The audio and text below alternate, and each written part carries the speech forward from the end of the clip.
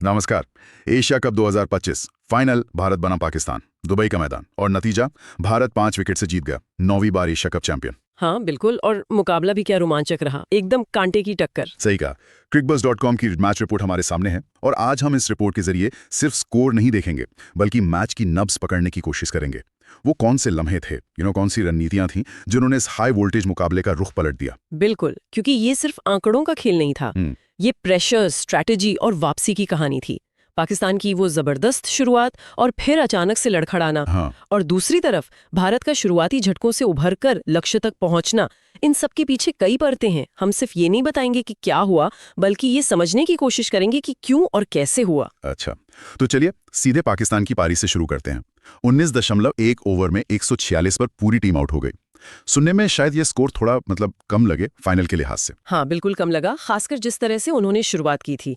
Power play यानी पहले 6 over में स्कोर था 45 बिना किसी नुकसान के। हाँ, सदीवी शुरुआत कह सकते हैं। 7.5 का रन रेट।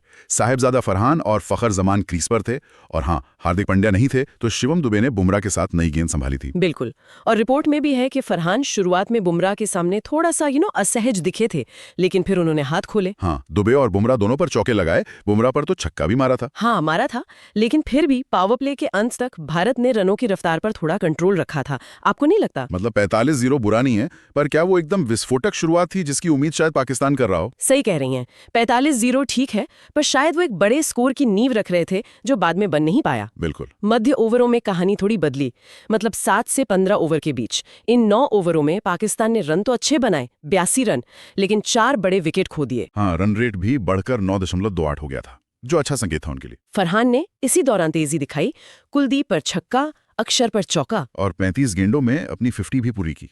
लग रहा था कि वो लंबी पारी खेलेंगे। बिल्कुल, और 84 रन की ओपनिंग साझेदारी हो चुकी थी।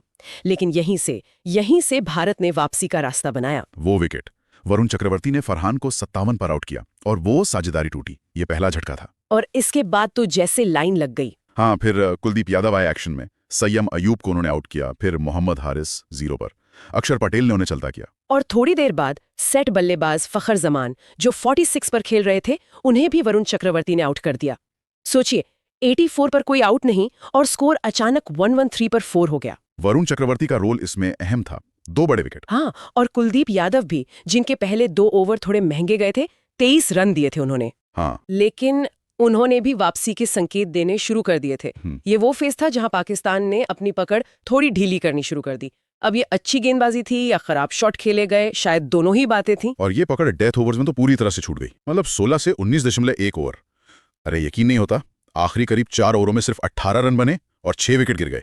रन रेट 4.32 का, इसे नाटकीय पतन कहना भी शायद कम होगा। सही में 113 पर 1 विकेट से 146 पर ऑल आउट, आखिरी 9 विकेट सिर्फ 33 रन के अंदर। ये किसी भी टीम के लिए T20 में एक बुरे सपने जैसा है। और इस पतन के जो मुख्य विलन थे पाकिस्तान के लिए, वो थे कुलदीप यादव। बिल्कुल, उनका वो 17वां ओवर शायद वही मैच का टर्निंग पॉइंट था। एक ही ओवर में 3 विकेट। सलमान आगा, शाहीन अफरीदी और फहीम अशरफ। क्या स्पेल था वो। आखिरी 2 ओवरों में सिर्फ 7 रन दिए और 4 विकेट ले गई वो। कुल मिलाकर आंकड़े 4 ओवर 30 रन 4 विकेट। कमाल है। ये दिखाता है कि एक क्वालिटी स्पिनर बीच के ओवरों में वापसी करके क्या कर सकता है। इसके बाद अक्षर पटेल ने हुसैन तल्लत को आउट किया और बुमराह ने फिर आखिर में हारिस रऊफ और मोहम्मद नवाज को आउट करके पारी समेट दी। हाँ, बीच में वो सलमान आगा के खिलाफ ऑब्स्ट्रक्टिंग द फील्ड की अपील भी हुई थी। थोड़ा ड्रामा हुआ। हाँ, थोड़ी गर्मा गर्मी हुई थी। लेकिन थर्ड अंपायर ने नॉट आउट दिया। पर अंत में पाकिस्तान 5 गेंद पहले ही सिमट गया। 147 रनों का लक्ष्य, दुबई के पेच, फाइनल का दबाव और सामने पाकिस्तान का वो खतरनाक गेंदबाजी आक्रमण। ये उतना आसान नहीं होने वाला था जैसा स्कोर कार्ड देखकर लग सकता है। बिल्कुल नहीं, और भारत की शुरुआत ने इस बात को साबित भी कर दिया। हाँ, पावर प्ले भारत के लिए बहुत ही खराब था। पहले 6 ओवर में सिर्फ 36 रन बने और 3 बड़े विकेट गिर गए। रन रेट सिर्फ 6.00 का, और ये इस एशिया कप में भारत का पावर प्ले में सबसे कम स्कोर था। ये दिखाता है कि पाकिस्तानी गेंदबाजों ने कितनी कसी हुई शुरुआत की। बिल्कुल। इन फॉर्म अभिषेक शर्मा, जो पूरे टूर्नामेंट में अच्छा खेले थे, वो फहीम अशरफ की धीमी वाली गेंद पर आउट हो गए। हाँ, चकमा खा गया। फिर कप्तान सूर्य कुमार यादव शाहीन अफरीदी की गेंद पर, वो कैच सलमान आगा ने लिया। उस कैच पे थोड़ा डाउट भी था, है ना? हाँ, थोड़ा सा था, लेकिन थर्ड एम्पायर ने कंफर्म कर दिया। और फिर शुभमन गिल भी फहीम अशरफ का ही शिकार बन गए। गिल तो इससे पहले एक रनआउट से भी बचे थे। हाँ, बाल बाल बचे थे। तो सोचिए, 36 रन पर 3 विकेट, टॉप ऑर्डर पूरी तरह से बिखर चुका था। फहीम अशरफ ने पावर प्ले में कमाल की गेंदबाजी की। इस मुश्किल स्थिति में संजू सैमसन और तिलक वर्मा क्रीज पर थे। तिलक ने अशरफ पर एक चौका और एक छक्का लगाकर थोड़े इरादे दिखाए, लेकिन पावर प्ले तो पूरी तरह से पाकिस्तान के नाम रहा। यहाँ से भारत को एक बड़ी पार्टनरशिप की सख्त जरूरत थी। मध्य ओवरों में, मतलब 7 से 15 ओवर तक, भारत ने थोड़ी स्थिरता दिखाई। इन 9 ओवरों में 64 रन बने, लेकिन एक विकेट और गिर गया। रन रेट 7.11 का रहा, जो रिक्वायर्ड रेट से कम था। तिलक वर्मा और संजू सैमसन ने पारी को संभालने का काम बखूबी किया। दोनों ने समझदारी दिखाते हुए 50 रन्स जोड़े। ये साझेदारी बहुत जरूरी थी उस वक्त। हाँ, और सैमसन को एक जीवनदान भी मिला था जब हुसैन तलत ने अबरार अहमद की गेंद पर उनका कैच छोड़ा था, डीप मिड विकेट पर। वो भी एक निर्णायक क्षण हो सकता था मैच का। शायद, लेकिन सैमसन उस जीवनदान का ज्यादा फायदा नहीं उठा पाए और थोड़ी देर बाद अबरार अहमद की ही गेंद पर आउट हो गए। उनके आउट होते ही प्रेशर फिर से बढ़ गया।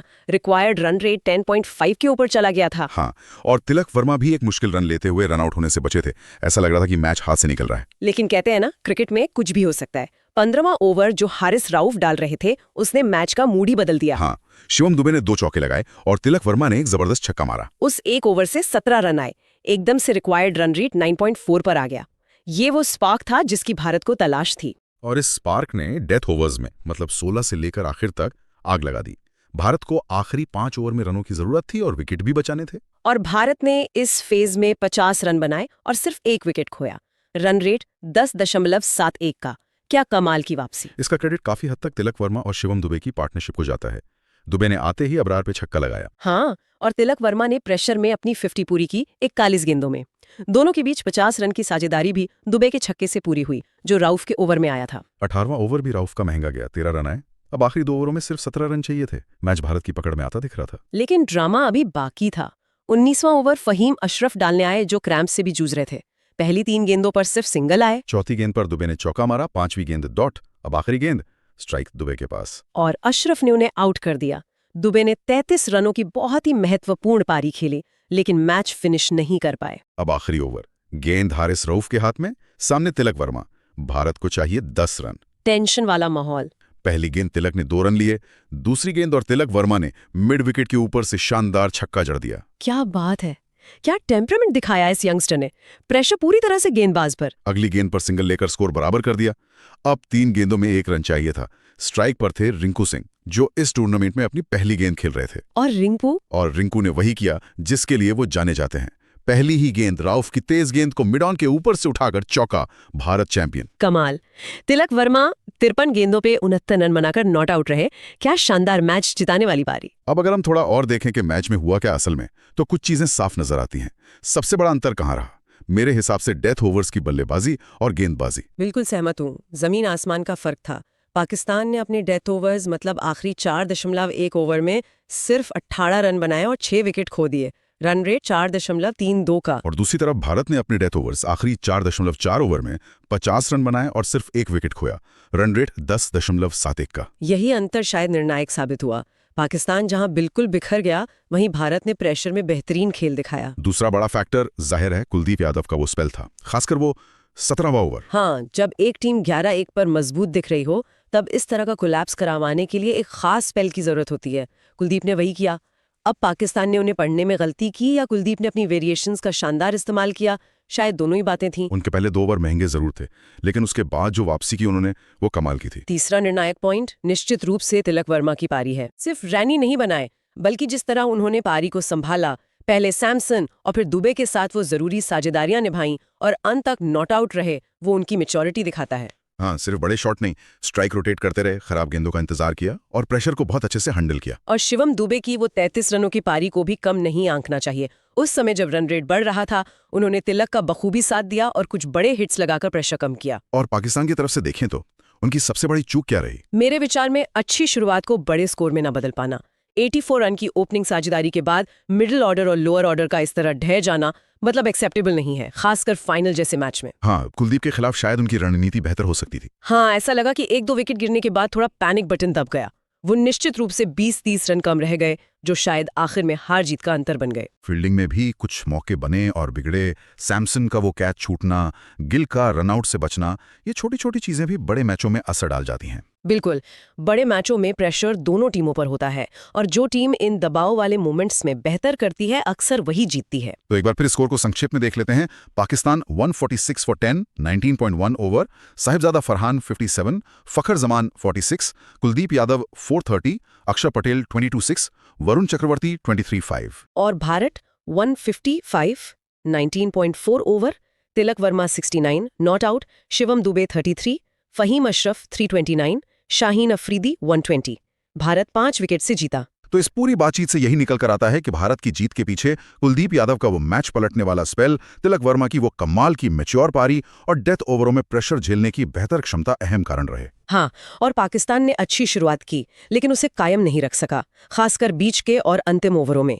वाकई एक यादगार फाइनल जिसने फिर साबित किया कि भारत पाकिस्तान मुकाबला हमेशा इतना खास क्यों होता है। और जाते जाते सुनने वालों के लिए एक सवाल छोड़ जाते हैं, क्या ये जीत सिर्फ भारत के बेहतर खेल और पाकिस्तान के कह सकते हैं खराब दिन का नतीजा थी, या ये दिखाता है कि जो चैंपियन टीमें होती हैं वो बड़े मंच पर प्रेशर को सोखने और वो जो मुश्किल क्षण होते हैं उनको भुनाने की कला में माहिर होती हैं, जो शायद इस बार पाकिस्तान नहीं कर पाया।